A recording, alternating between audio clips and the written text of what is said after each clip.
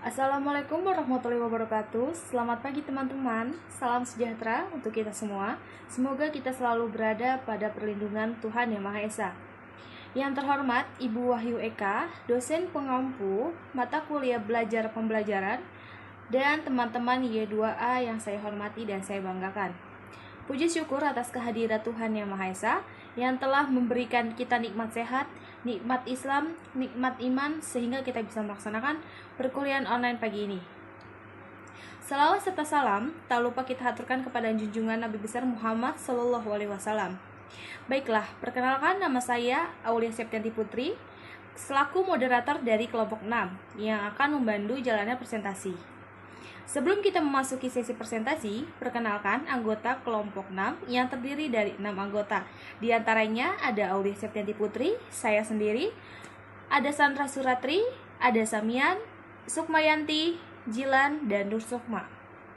Dengan tema model pembelajaran. Mari kita simak pembahasannya. Baiklah teman-teman, sebelum kita memasuki pembahasan yang lebih konkret, mari kita simak terlebih dahulu apa sih pengertian pembelajaran. Pengertian pembelajaran secara umum yaitu proses interaksi peserta didik oleh pendidik dan sumber belajar pada suatu lingkungan belajar. Pembelajaran merupakan bantuan yang diberikan pendidik agar dapat terjadi perolehan ilmu dan pengetahuan, penguasaan kemahiran dan tabiat, serta pembentukan sikap dan kepercayaan pada peserta didik. Dengan kata lain, pembelajaran adalah proses untuk membantu peserta didik agar dapat belajar dengan baik. Sedangkan pengertian pembelajaran menurut para ahli. Yang pertama, menurut Gagne, 1997. Pengertian pembelajaran menurut Gagne adalah seperangkat peristiwa-peristiwa eksternal yang dirancang untuk mendukung beberapa proses belajar yang bersifat internal. Sedangkan menurut Munif Chatib, proses pembelajaran ialah transfer ilmu dua arah antara guru sebagai pemberi informasi dan siswa sebagai penerima informasi. Yang ketiga, menurut Warsita, arti pembelajaran menurut Warsita merupakan suatu usaha untuk membuat peserta didik belajar atau suatu kegiatan untuk membelajarkan peserta didik. Yang keempat, menurut Gagne dan Briggs, 1979, pengertian pembelajaran adalah suatu sistem yang bertujuan untuk membantu proses belajar siswa yang berisi serangkaian peristiwa yang dirancang, disusun sedemikian rupa untuk mempengaruhi dan mendukung terjadinya proses siswa yang bersifat internal. Menurut Sugandi dan kawan-kawan 2004, yaitu pembelajaran merupakan terjemahan dari kata instruction yang berarti self-instruction dari internal dan external instruction dari eksternal. Pembelajaran yang bersifat eksternal antara lain datang dari guru yang disebut pengajaran. Dalam pembelajaran yang bersifat eksternal, prinsip-prinsip belajar dengan sendirinya akan menjadi prinsip-prinsip pembelajaran. Menurut Adjar Chalil, pembelajaran merupakan suatu proses interaksi peserta didik dengan pendidik dan sumber belajar pada suatu lingkungan belajar. Menurut Undang-Undang Nomor 20 Tahun 2003, pengertian pembelajaran menurut undang-undang tersebut ialah tentang sistem pendidikan nasional, menyatakan bahwa pembelajaran adalah proses interaksi peserta didik dengan pendidik dan sumber belajar pada suatu lingkungan belajar. Menurut belajar yaitu teori belajar bermakna. Belajar dapat diklasifikasikan dalam dua dimensi, yaitu pertama, dimensi yang berhubungan dengan cara informasi atau materi pembelajaran disajikan kepada siswi atau siswa melalui penerimaan atau penemuan. Dimensi yang menyangkut cara bagaimana siswa dapat mengabaikan informasi pada struktur kognitif yang ada. Struktur kognitif adalah fakta, konsep, dan generalisasinya yang telah dipelajari dan diingat oleh siswa dan siswi. Menurut Kim Black, pembelajaran menurut Kim Black adalah perubahan kekal secara relatif dalam keupayaan kelakuan akibat latihan yang diperkukuh. Menurut Saiful Sagala 2009, pengertian pembelajaran adalah membelajarkan siswa yang menggunakan asas pendidikan maupun teori belajar yang merupakan penentu utama keberhasilan pendidikan. Pembelajaran merupakan proses komunikasi dua arah. Mengajar dilakukan pihak guru sebagai pendidik, sedangkan belajar dilakukan oleh peserta didik. Menurut Corey, pengertian pembelajaran menurut Corey, proses di mana lingkungan seseorang secara disengaja dikelola untuk memungkinkan ia turut serta dalam tingkah laku dalam kondisi khusus atau menghasilkan respon terhadap situasi tertentu. Menurut Dimyati dan Mujiono, menurut mereka, pembelajaran merupakan kegiatan guru secara terprogram dalam desain instruksional untuk membuat siswa atau siswi belajar dengan aktif yang menekankan pada penyelesaian sumber belajar. Berikutnya ada tujuan pembelajaran. Merupakan arah yang ingin dituju dari rangkaian aktivitas yang dilakukan dalam proses pembelajaran. Hal ini biasanya dirumuskan dalam bentuk perilaku, kompetensi spesifik, aktual, dan terukur sesuai yang diharapkan terjadi, dimiliki, atau dikuasai siswa setelah mengikuti kegiatan pembelajaran tertentu. Penyusunan tujuan pembelajaran sangat penting artinya dalam rangkaian pengembangan desain pembelajaran. Hal ini nantinya akan menjadi acuan dalam menentukan jenis materi pembelajaran, strategi pembelajaran, acuan atau metode pembelajaran, dan media pembelajaran yang akan digunakan dalam proses pembelajaran. Manfaat tujuan pembelajaran. Upaya merumuskan tujuan pembelajaran dapat memberikan manfaat tertentu, baik bagi guru maupun bagi siswa dan siswi.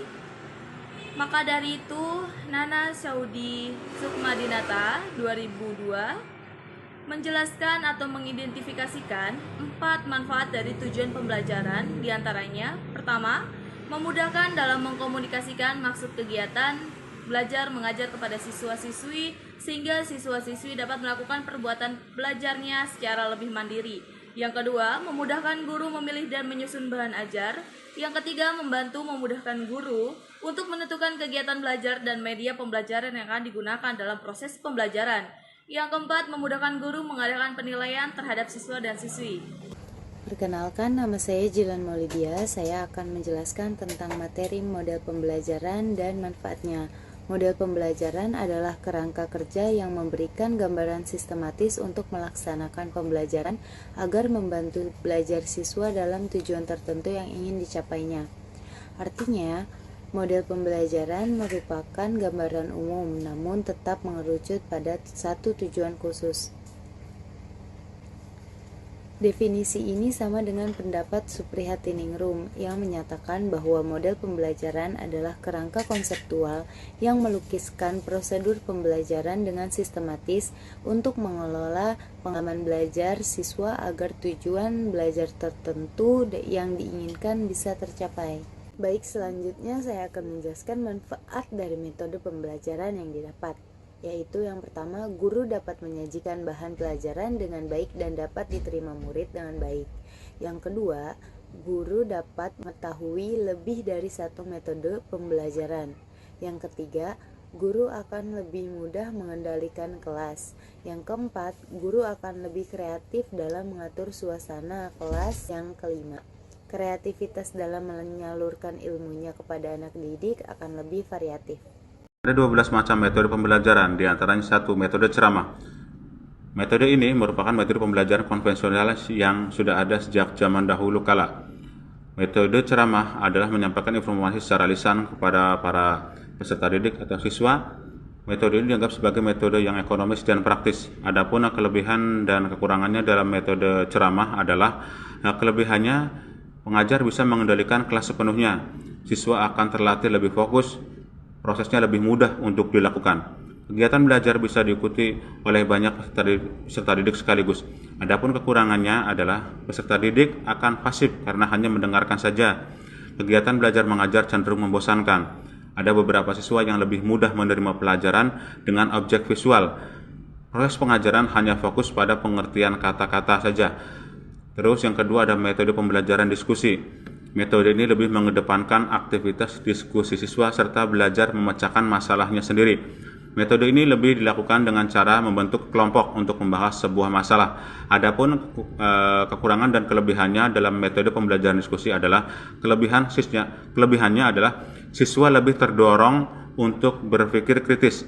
Siswa terdorong untuk menyampaikan pendapatnya. Siswa lebih mudah bertoleransi serta menghargai pendapat siswa lainnya. Adapun kekurangannya adalah kegiatan diskusi lebih didominasi siswa yang pandai berbicara.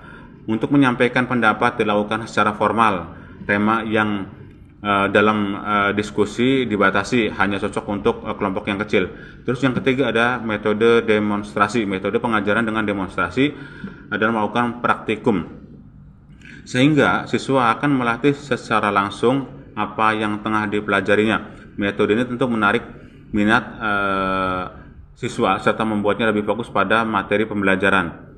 Adapun kelebihannya dalam metode demonstrasi adalah informasi mudah dimengerti sebab dilakukan praktik secara langsung. Bisa meminimalisir kemungkinan kesalahan pengertian karena adanya bukti konkret yang terlihat. Siswa akan memahami informasi yang lebih mudah. Adapun kekurangannya adalah materi yang dapat didemonstrasikan tidak menyeluruh. Pengajar atau guru harus benar-benar paham terhadap materi yang akan diajarkan. Metode ini hanya bisa dilakukan apabila jumlah siswa tidak terlalu banyak. Terus yang keempat ada metode ceramah plus. Untuk menyampaikan materi, pengajar atau guru akan mengkombinasikan metode ceramah dengan metode yang lainnya seperti metode ceramah plus, tanya jawab, serta tugas atau demonstrasi dan latihan. Metode pembelajaran resitasi. Dalam metode resitasi, siswa akan membuat resume tentang materi yang telah disampaikan oleh pengajar. Resume akan dituliskan pada kertas dan menggunakan bahasa sendiri oleh murid itu sendiri. Terus kelebihan dan kekurangannya dalam metode pembelajaran resitasi adalah kelebihannya siswa akan terdorong untuk melatih cara menulis yang baik. Siswa lebih cenderung mengingat materi pelajaran yang telah disampaikan. Siswa akan terlatih untuk mengambil inisiatif dan tanggung jawab. Adapun kekurangannya ialah beberapa siswa hanya menyontek resume yang telah ditulis oleh temannya atau dikerjakan oleh siswa lainnya. Sulit untuk mengevaluasi apakah siswa memahami dengan benar mengenai resume yang sudah dibuat olehnya. Terus yang keenam adalah metode eksperimen. Metode ini dilakukan dengan cara praktikum percobaan di laboratorium, baik di laboratorium biologi, laboratorium fisika, dan laboratorium kimia. Jadi siswa akan mudah memahami pembelajaran karena melihat langsung. Adapun kelebihan dan kekurangannya dalam metode eksperimen ialah kelebihannya siswa mampu mengeksplorasi serta mengembangkan diri pada percobaan yang dilakukannya. Siswa akan berpikir bahwa pelajaran yang dapatnya bisa dilakukan melalui percobaan. Siswa akan terdorong untuk mempunyai jiwa peneliti demi mengembangkan keilmuannya. Adapun kekurangannya dalam metode eksperimen adalah siswa tidak bisa melakukan eksperimen apabila alat kurang. Tidak semua materi bisa dipraktikkan dalam metode percobaan. Kegiatan ini hanya bisa dilakukan pada bidang studi tertentu dengan waktu yang terbatas. Terus yang ketujuh ada metode karya wisata. Adapun kelebihannya dalam metode karya wisata dapat memanfaatkan interaksi langsung dengan lingkungan alam serta tempat tertentu. Pembelajaran menjadi lebih menarik dan menyenangkan. Siswa akan lebih berpikir kreatif serta dapat menyampaikan pendapat dengan baik. Adapun kekurangannya membutuhkan biaya yang besar, harus direncanakan dengan matang melalui persetujuan dari beberapa pihak, di antaranya orang tua, pihak sekolah, serta komite sekolah. Pentingnya untuk memperhatikan faktor keselamatan, siswa lebih mengutamakan tujuan rekreasi ketimbang pembelajarannya. Lalu yang kedelapan ada metode latihan. Metode latihan disebut juga sebagai metode training. Metode ini dilakukan dengan melatih keterampilan atau soft skill siswa dengan cara membuat, merancang, atau memanfaatkan suatu tertentu. Adapun kelebihannya dalam metode latihan adalah melatih siswa untuk lebih cakap dalam aspek motorik dan kognitif. Melatih kreativitas dalam diri siswa, melatih siswa untuk fokus, cepat, tangkas, dan teliti. Adapun kekurangannya dalam metode latihan adalah banyak siswa yang sulit beradaptasi dan tidak memiliki minat yang tinggi, menghambat bakat lain pada siswa lainnya, membuat siswa merasa bosan akan cara karena membutuhkan waktu yang lama. Metode perancangan adalah suatu cara atau tahapan yang dilakukan dalam sebuah proses perancangan. Metode ini dibutuhkan untuk memudahkan perancang dalam mengembangkan ide rancangan. Metode yang dilakukan oleh seorang berbeda-beda berdasarkan kebutuhannya. Dalam perancangan sekolah, menggunakan metode deskriptif analisis. Adapun kelebihannya, siswa akan lebih berpikir kritis serta bisa memecahkan masalahnya itu sendiri. Melatih siswa untuk mengintegrasikan pengetahuan, keterampilan, dan sikap secara terpadu. Adapun kekurangannya, hanya bisa dilakukan saat mengikuti event perlombaan, butuh tenaga pengajar yang khusus, membutuhkan sumber daya serta fasilitas yang memadai. Lalu yang ke-10 ada pada metode debat, siswa akan saling beradu argumentasi secara perorangan atau kelompok.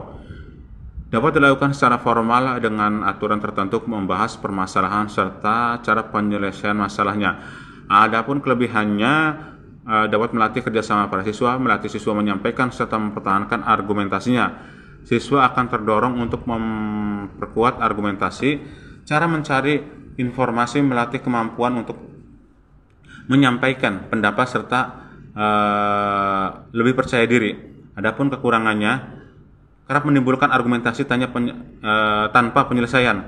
Hanya siswa tertentu yang bisa melakukan debat. Pendapat kerap tidak mempunyai intisari serta hanya berisikan sanggahan saja. Terus yang ke-11 ada metode skrip kooperatif.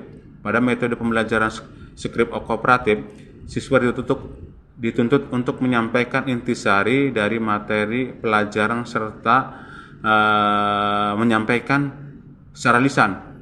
Di sesi akhir, guru akan memberi kesimpulan dari pokok materi yang diajarkan.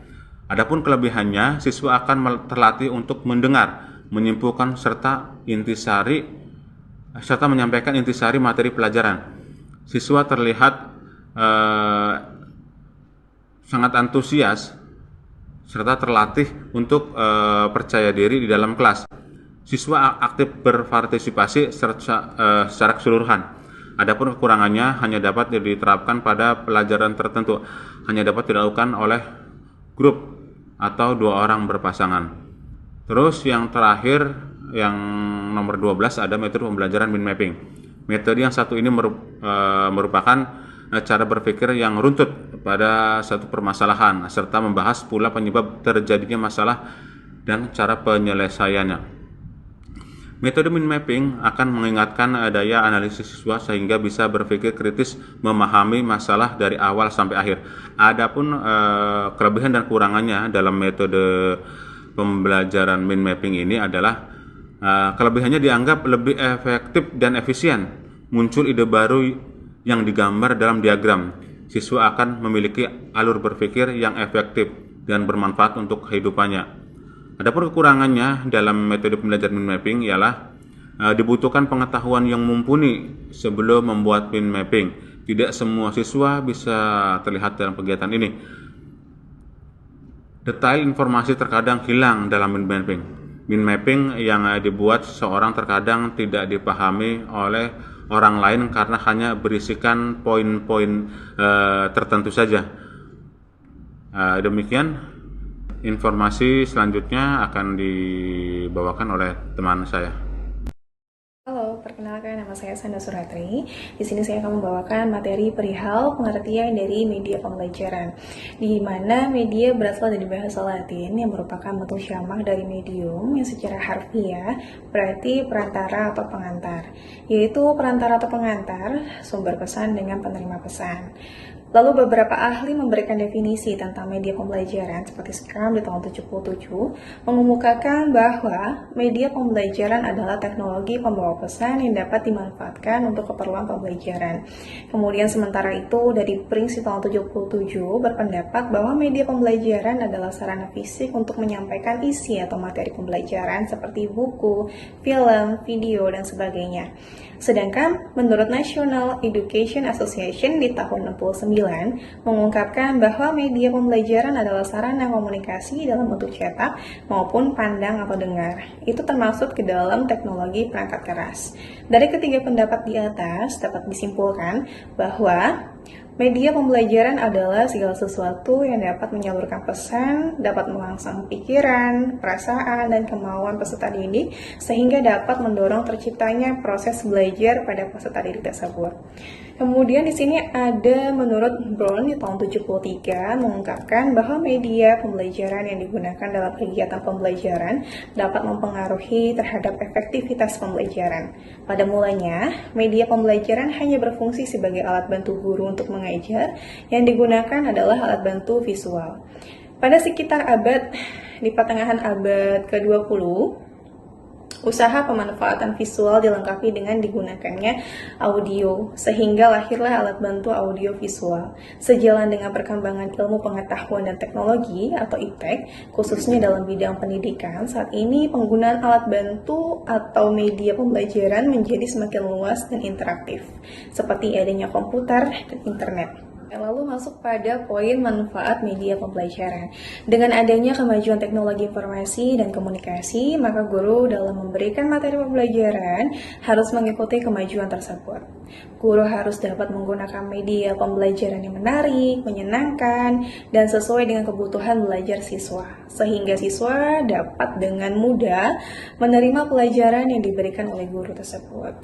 Menurut Nasution, manfaat media pembelajaran sebagai alat bantu dalam proses pembelajaran adalah sebagai berikut. Yang pertama di sini adalah pengajar lebih menarik perhatian siswa sehingga dapat menumbuhkan motivasi belajar.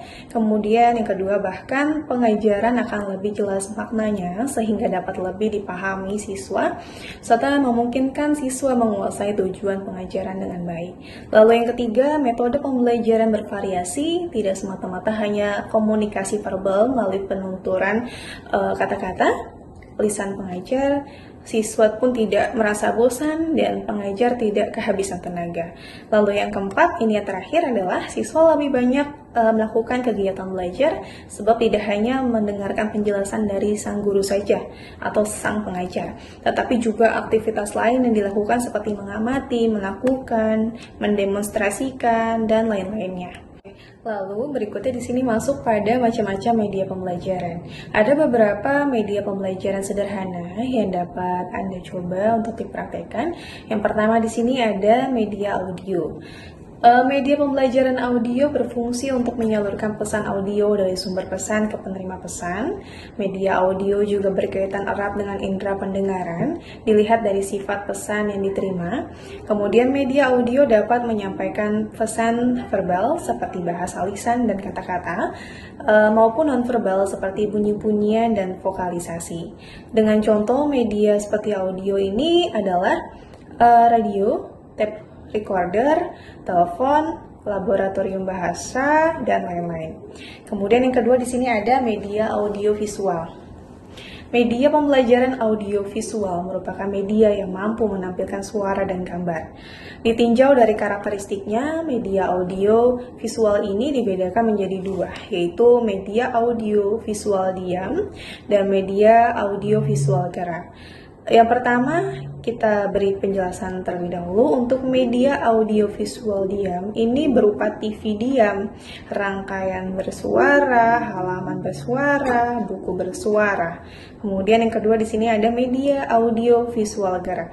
Itu berupa film TV, kemudian film bersuara, gambar bersuara, dan lain-lain.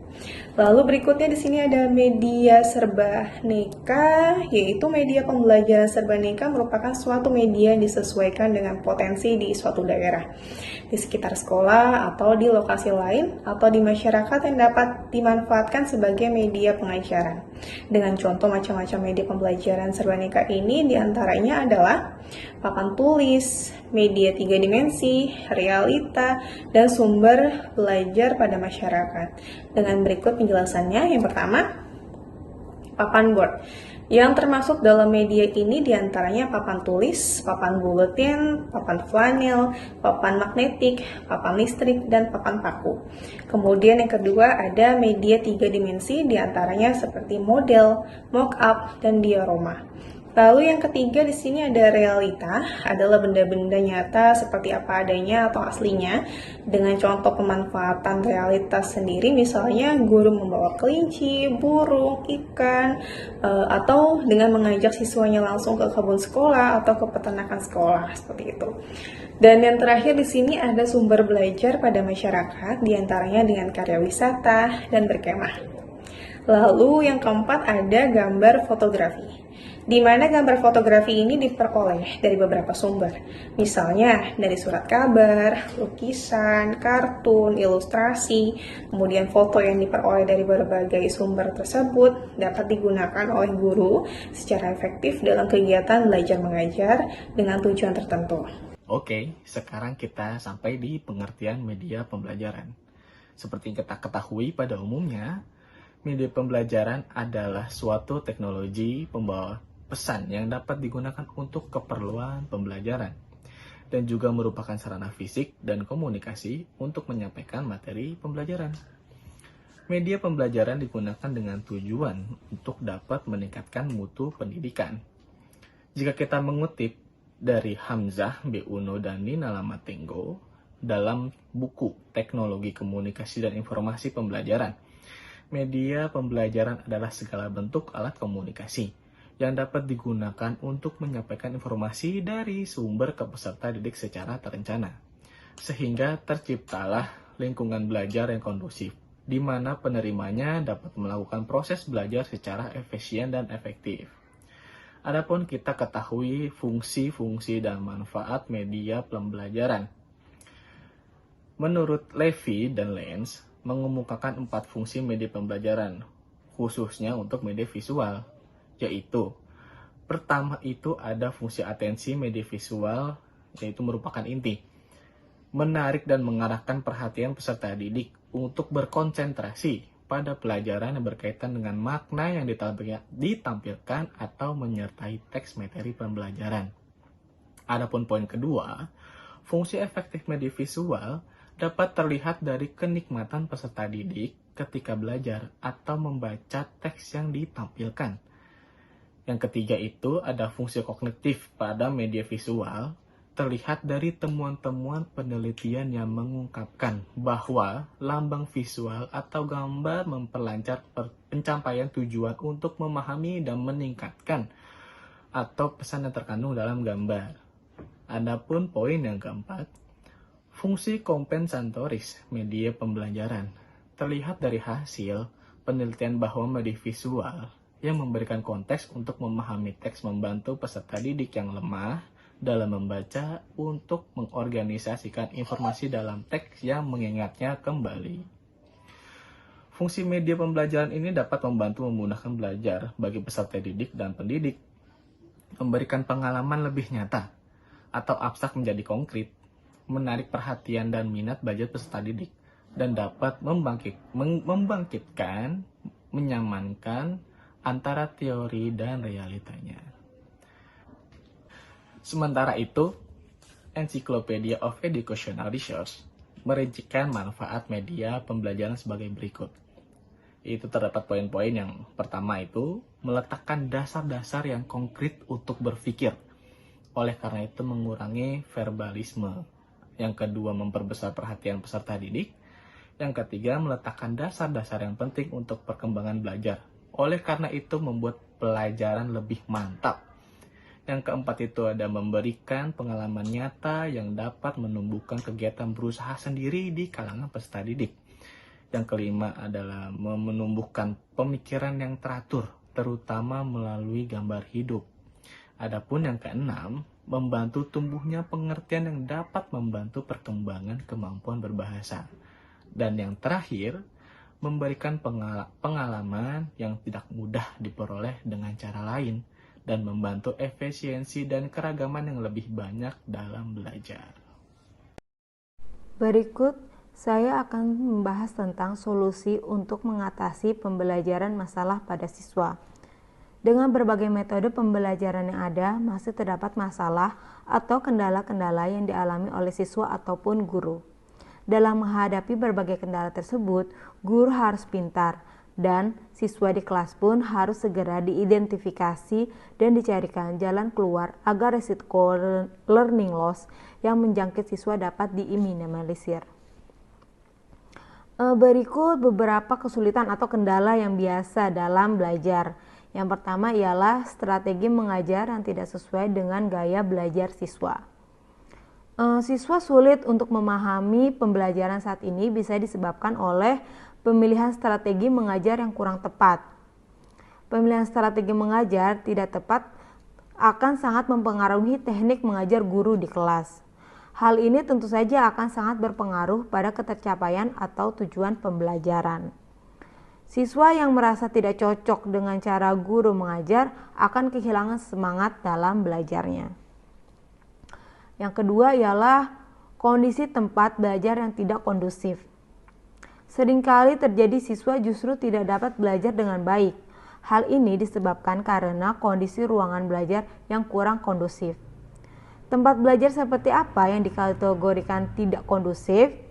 Yaitu ruangan belajar dengan pencahayaan yang buruk, sirkulasi udara yang tidak lancar, tidak bersih, berantakan, dan jauh dari tempat penyimpanan alat belajar dapat dimasukkan sebagai tempat belajar yang kurang kondusif. Yang ketiga ialah suasana belajar yang tidak mendukung. Suasana belajar juga memberikan kontribusi penting dalam keberhasilan sebuah proses pembelajaran. Suasana belajar yang tidak mendukung, misalnya dekat dengan jalan raya, berisik, orang-orang banyak berlalu lalang, dan lain sebagainya. Suasana belajar tidak kondusif akan membuat perhatian siswa teralihkan dan tidak fokus pada pembelajaran yang diberikan. Yang selanjutnya ialah kurangnya alat dan bahan penunjang pembelajaran. Pembelajaran di era saat ini harus didukung oleh alat-alat penunjang pembelajaran. Pertemuan tatap muka yang juga membutuhkan bantuan peralatan, terutama jika menggunakan metode hybrid learning. Komputer, mikrofon, dan jaringan internet yang bagus akan sangat mempengaruhi keberhasilan proses mengajar. Berikut solusi untuk mengatasi kesulitan belajar pada siswa tersebut. Yang pertama ialah merancang pembelajaran yang sesuai dan bervariasi dan menyenangkan. Cara mengatasi siswa yang sulit paham saat pembelajaran yang pertama adalah dengan merancang pembelajaran yang bervariasi dan menyenangkan. Hal ini meliputi teknik mengajar, gaya mengajar, teknik asesmen, dan teknik pemberian feedback. Supaya siswa bersemangat dalam belajar, guru harus dapat mengenali karakteristik semua siswa sehingga dapat merancang sebuah pembelajaran yang sesuai dengan kriteria siswa. Untuk itu, perlu diadakan asesmen diagnosis untuk mengidentifikasi kemampuan awal siswa, kebutuhan siswa, gaya belajar siswa, dan juga kendala apa saja yang dihadapi oleh siswa tersebut. Yang selanjutnya ialah fokus pada kompetensi. Durasi belajar pada masa belajar saat ini juga menjadi tantangan besar. Cara menyampaikan materi agar mudah dipahami adalah kunci. Tetapi materi ataupun konten tidak boleh menjadi satu-satunya prioritas. Jika pembelajaran yang guru lakukan berbasis konten semata, maka guru akan sibuk menuntaskan materi pembelajaran saja. Untuk menyiasati hal tersebut, guru dapat berfokus pada kompetensi siswa. Kompetensi yang dimaksud adalah tidak hanya mengetahui dan menghafal materi, tetapi sikap apa dan keterampilan apa yang wajib siswa miliki setelah mempelajari sebuah materi. Ketiga ialah menciptakan suasana belajar yang menyenangkan. Salah satu cara menyampaikan materi agar mudah dipahami adalah dengan menciptakan suasana belajar yang kondusif. Keadaan siswa yang merasa rileks dan nyaman membuat sistem otak dapat terbuka dan siswa gampang atau lebih mudah menerima esensi dari pembelajaran tersebut. Yang keempat ialah mempersiapkan alat dan bahan pembelajaran dengan baik. Masalah dalam proses pembelajaran dan cara mengatasinya harus dipikirkan dari awal supaya dapat mencegah terjadinya hal-hal yang tidak diinginkan. Seperti saat kita belajar di dalam kelas, tugas guru memastikan semua alat dan bahan yang dibutuhkan saat pembelajaran dapat beroperasi dengan baik. Ada baiknya guru bersiap lebih awal supaya dapat melakukan pemeriksaan terhadap alat-alat dan bahan yang diperlukan. Jika ada masalah, guru dapat segera memperbaikinya atau meminta bantuan sehingga pembelajaran dapat berjalan lancar tanpa adanya hambatan. Yang kelima yaitu memanfaatkan teknologi dan aplikasi yang tepat. Teknologi dan aplikasi yang tepat turut berkontribusi terhadap keberhasilan proses pembelajaran. Cara menyampaikan materi agar mudah dipahami salah satunya dengan menggunakan metode pembelajaran. Guru dapat memanfaatkan teknologi berupa aplikasi-aplikasi yang dapat mendukung proses pembelajaran. Selanjutnya yang terakhir ialah menjaga kondisi fisik dan psikis siswa. Pada poin ini, guru harus bekerja sama dengan orang tua, berikan anjuran-anjuran kepada orang tua seperti beristirahat dengan cukup dan memberikan asupan nutrisi seimbang supaya kondisi fisik siswa dapat lebih baik lagi. Itulah beberapa solusi yang dapat dilakukan oleh siswa ataupun guru dalam menjalani pembelajaran agar pembelajaran dapat berjalan lebih baik dan kondusif. Berikut adalah kesimpulan dari materi model pembelajaran. Proses pembelajaran merupakan inti dari proses pendidikan formal di sekolah. Di dalamnya terjadi interaksi antara berbagai komponen pembelajaran. Pembelajaran itu sendiri bermakna sebagai upaya untuk membelajarkan seseorang atau kelompok orang melalui berbagai upaya dan berbagai strategi, metode dan pendekatan ke arah pencapaian tujuan yang telah direncanakan. Pada dasarnya, pembelajaran itu merupakan kegiatan terencana yang mengkondisikan atau merangsang seseorang agar bisa belajar dengan baik, agar sesuai dengan tujuan pembelajaran. Di dalam proses pembelajaran, guru mempunyai beberapa peran utama yaitu merencanakan pembelajaran, melaksanakan pembelajaran, mengevaluasi pembelajaran, dan yang terakhir adalah memberikan umpan balik dalam pembelajaran. Demikianlah kesimpulan yang dapat kami sampaikan. Terima kasih.